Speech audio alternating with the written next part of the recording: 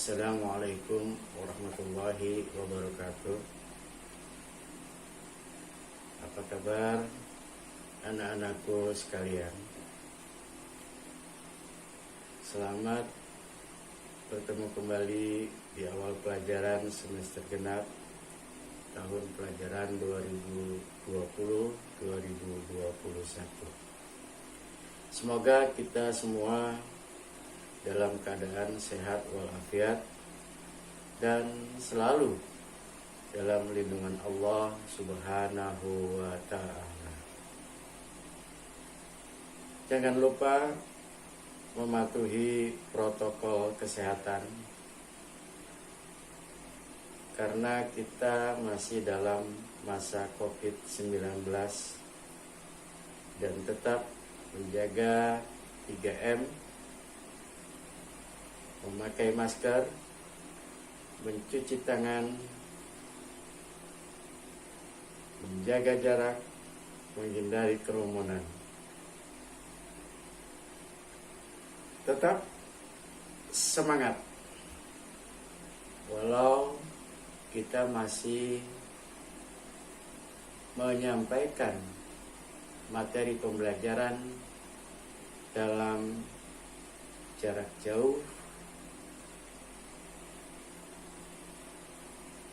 Sebelum kita memulai pembelajaran ini, mari kita sebagaimana biasa mulai berdoa dengan membacakan Bismillahirrahmanirrahim. Semoga Allah memberkahi pelajaran kita kali ini. Anak-anakku sekalian,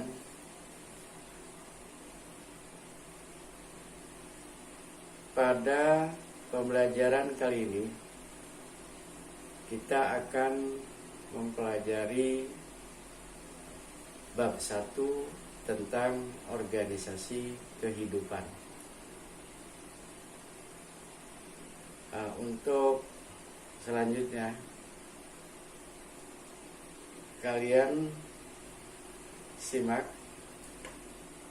dari awal halaman 1. Kalian memang untuk kali ini belum mengambil bukunya. Insyaallah dengan waktu yang singkat kita akan peroleh. Anak-anakku sekalian, tujuan pembelajaran pada kali ini, yang pertama, kalian mampu mengidentifikasi, mengenal keragaman pada sistem organisasi kehidupan dari tingkat sel sampai organisasi serta komposisi bahari, amat bahan kimia utama penyusun sel setelah melakukan pengamatan dengan tepat. Yang kedua, kalian mampu mengidentifikasi perbedaan sel tumbuhan dengan sel hewan setelah melakukan pengamatan dengan tepat. 3. Kalian mampu membuat model struktur sel tumbuhan hewan setelah mempelajari materi tentang sel dengan tepat.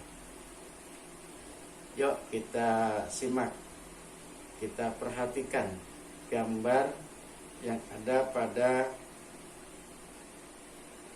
buku kalian di bawah ini. Pada masa janin berada di dalam rahim, gambar yang di bawah ya, jari tangan dan jari kakinya masih menyatu dan membentuk struktur berselaput. Adanya kematian sel yang diprogram selaput akan menghilang sehingga setelah dilahirkan akan memiliki 10 jari tangan dan jari kaki yang terpisah. Nah, peristiwa ini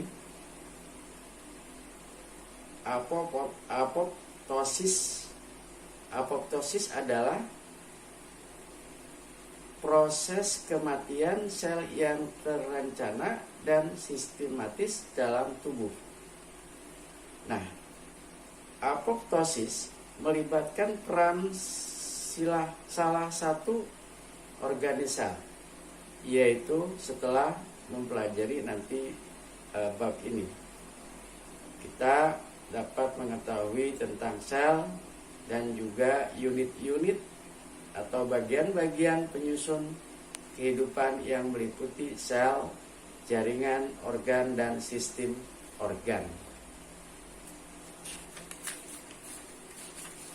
Kita lanjutkan pada halaman 2. Setiap organisme tersusun atas sel. Sel merupakan unit terkecil penyusun makhluk hidup. Orang ingat ya, penyusun makhluk terkecil yaitu sel. Di dalam sel terjadi mekanisme pengaturan berbagai proses yang sangat berperan dalam keberlangsungan fungsi jaringan, organ, dan sistem organ. Sebagai contoh, sel mampu mengatur kematiannya sendiri melalui mekanisme apoptosis sel. Jaringan organ dan sistem organ merupakan unit-unit penyusun kehidupan.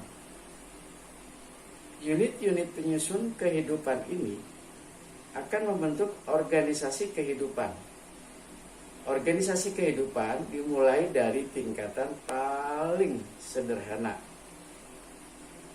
sehingga ke tingkatan yang kompleks. Nah,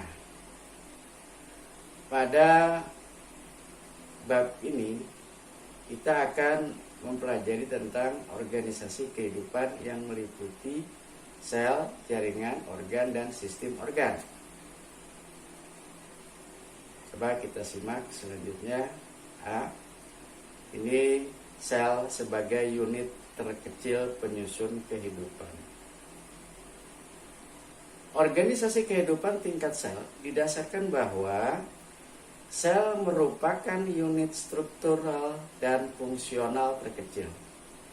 Makhluk hidup bersel satu seperti bakteri, protozoa, dan beberapa jenis algae melakukan aktivitas metabolismenya dengan sebuah sel saja.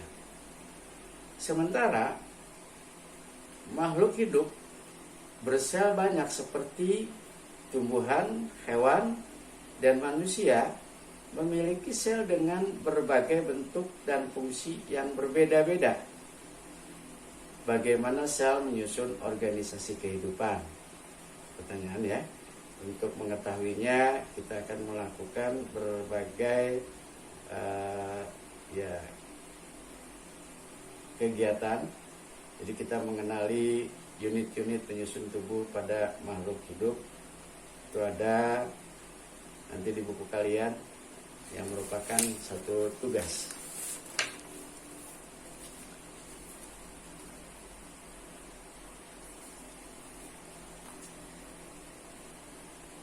Nah, setelah kita melakukan tugas mengetahui bagian sel yang paling kecil, kita mengetahui penyusun tubuh makhluk hidup yang membentuk organisasi kehidupan.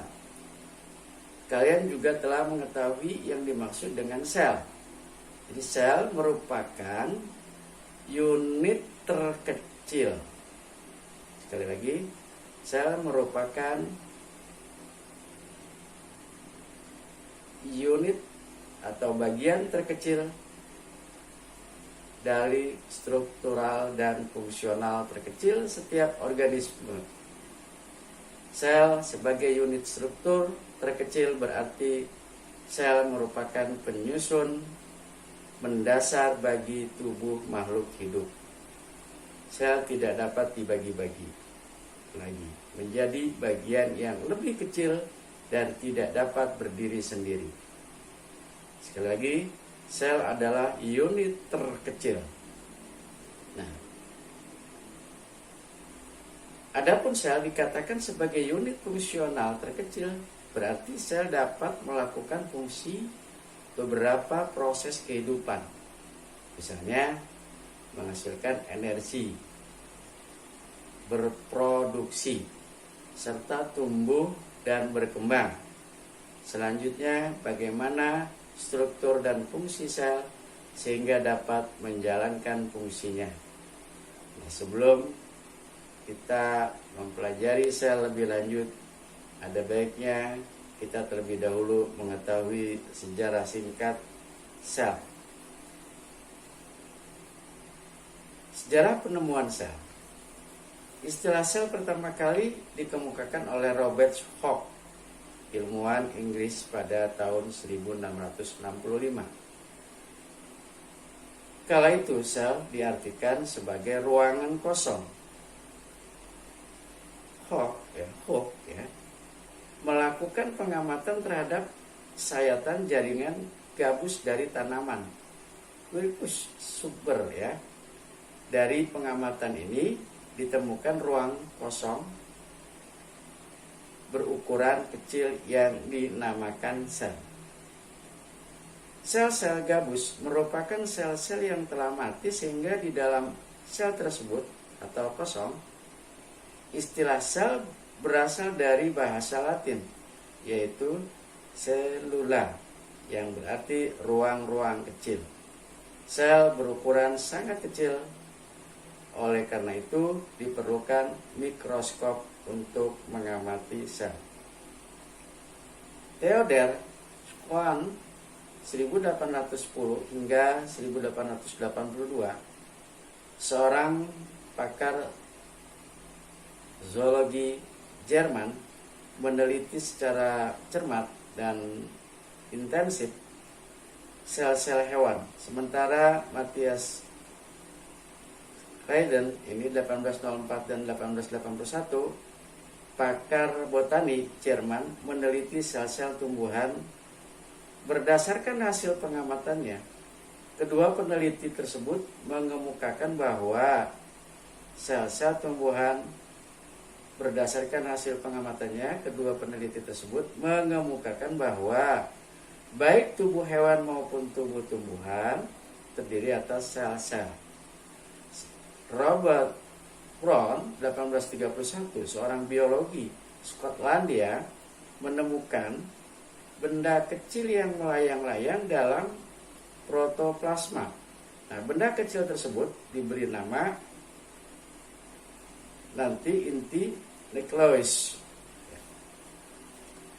Pada tahun 1835, seorang biologi Prancis, Félix Durjardin, meneliti beberapa jenis sel hidup dan menemukan isi dalam rongga sel yang penyusunnya disebut Charlotte Johannes Perkins 1789-1869 adalah peneliti yang pertama kali menggunakan istilah protoplasma untuk menyebut bahan-bahan embrional dalam telur. Ia mengubah istilah Charcot menjadi protoplasma. Hugh von Moll 1805-1872 mengungkapkan bahwa protoplasma merupakan substansi hidup dalam sel. Max Corsi 1825-1874 membuat batasan bahwa sel adalah protoplasma beserta nukleus dan protoplasma merupakan dasar fisik kehidupan. Nah, pendapat ini selanjutnya dikenal sebagai teori protoplasma. Sementara itu, Rudolf Virchow menyatakan nis selula selula, yang artinya sel berasal dari sel. Dengan demikian, sel merupakan unit pertumbuhan. Nah, berdasarkan pendapat para ilmuwan tersebut, akhirnya diperoleh teori sel sebagai berikut. A. Sel merupakan unit struktur terkecil makhluk hidup. B. Sel merupakan unit fungsional terkecil dalam makhluk hidup. C. Sel merupakan unit hereditas makhluk hidup. Itulah beberapa ilmuwan yang berjasa dalam perkembangan ilmu tentang sel. Dari jasa para ilmuwan tersebut, kita dapat mempelajari sel dengan lebih detail. Oleh karena itu, hargailah jasa para ilmuwan tersebut dengan mengembangkan ilmu yang telah ada. Kembangkan daya kreativitasmu untuk menemukan hal-hal baru yang bermanfaat bagi kemajuan ilmu pengetahuan. Untuk kali ini kita cukupkan dahulu. Insyaallah akan kita lanjutkan pada pertemuan-pertemuan ke depan. Sebelum kita akhiri materi kita kali ini di awal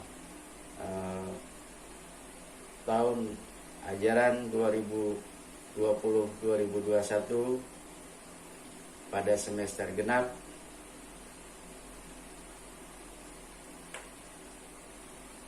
kita tutup dengan mengucap alhamdulillah. Alhamdulillahirabbil alamin. Billahi taufiq wal hidayah. Walakum minkum. Wassalamualaikum warahmatullahi wabarakatuh.